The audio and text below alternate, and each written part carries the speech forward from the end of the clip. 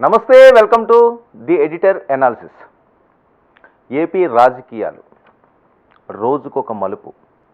ఎవరు గెలుస్తారు, ఎవరు ఓడిపోతారు, విస్తృత ప్రచారాలు, ఎట్టి పరిస్థితుల్లో ఉన్న గెలవాలన్న తపన, ఓటరు నాడి పసికట్టడానికి పడరాని పాటలు, డబ్బు కూడా మంచినీళ్ళ ఖర్చు పెట్టారు.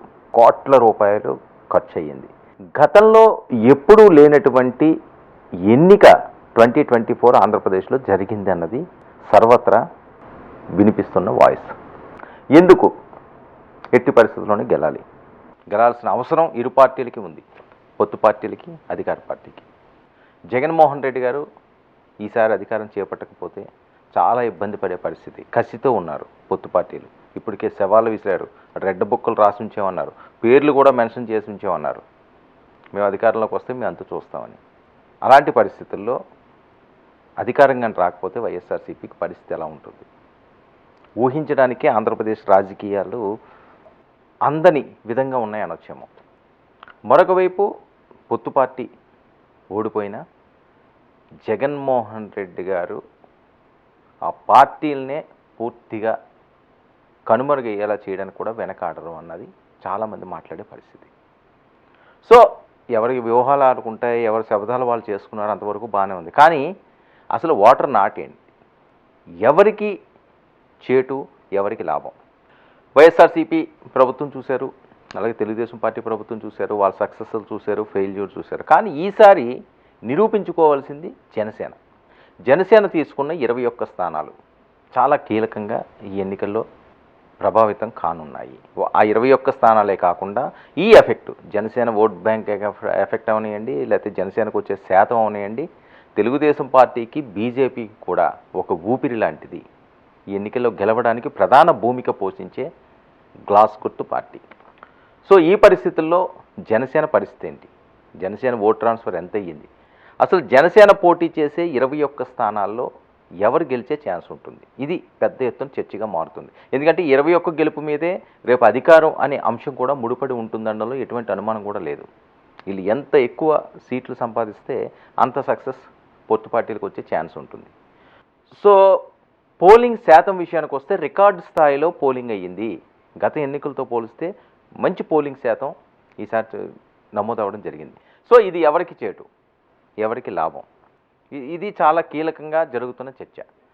అసలు గతంలో ఉన్న పోలింగ్ శాతం ఎంత 2019లో, ఇప్పుడు నమోదైన పోలింగ్ శాతం ఎంత?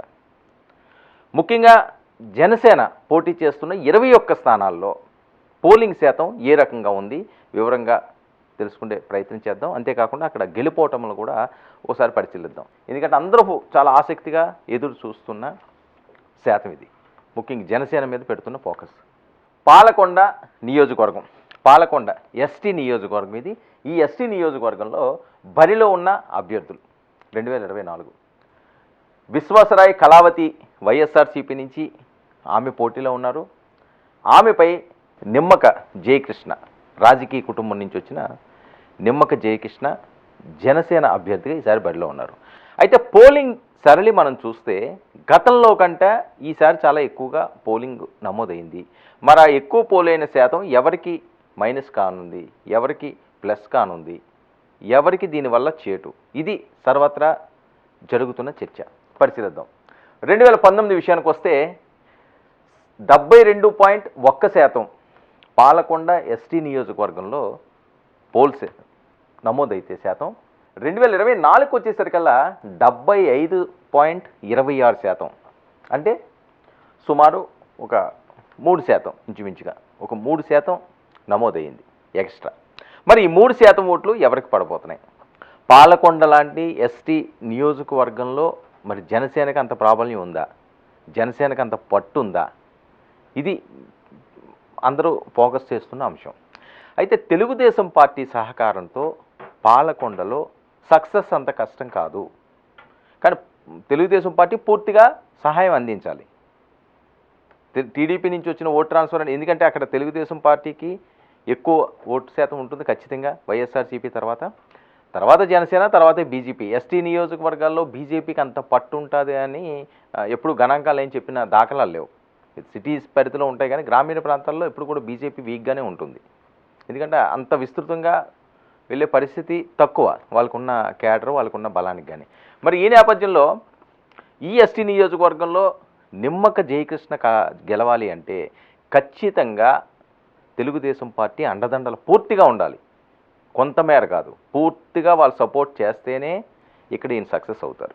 కళావతి ఆవిడ ఇప్పటికే ఎమ్మెల్యేగా ప్రూవ్ చేసుకున్న వ్యక్తి, సౌమ్యురాలు, మంచి వ్యక్తి కింద పేరున్న ఆమె. సో ఆవిడ మీద నెగిటివ్ ఏం లేదు. మరి ఇలాంటి పరిస్థితుల్లో నిమ్మక జయకృష్ణ పాలకొండ నియోజకవర్గంలో ఎంతవరకు సక్సెస్ సాధిస్తారు? అంటే మొత్తం జరుగుతున్న చర్చ ఏంటంటే పెరిగిన ఓటు శాతం ఎవరికి చేటు, ఎవరికి లాభం, ఇది చర్చ. మరి పాలకొండలో అయితే చాలా కీలకంగానే ఈ పోటీ జరిగింది. ఓటర్లు పెద్ద ఎత్తున వచ్చి ఓటు హక్కు వినియోగించుకున్నారు. మరి విజయం ఎవరిది? ఉత్కంఠభరితంగా సాగుతున్న నియోజకవర్గం ఇది ఒకటి.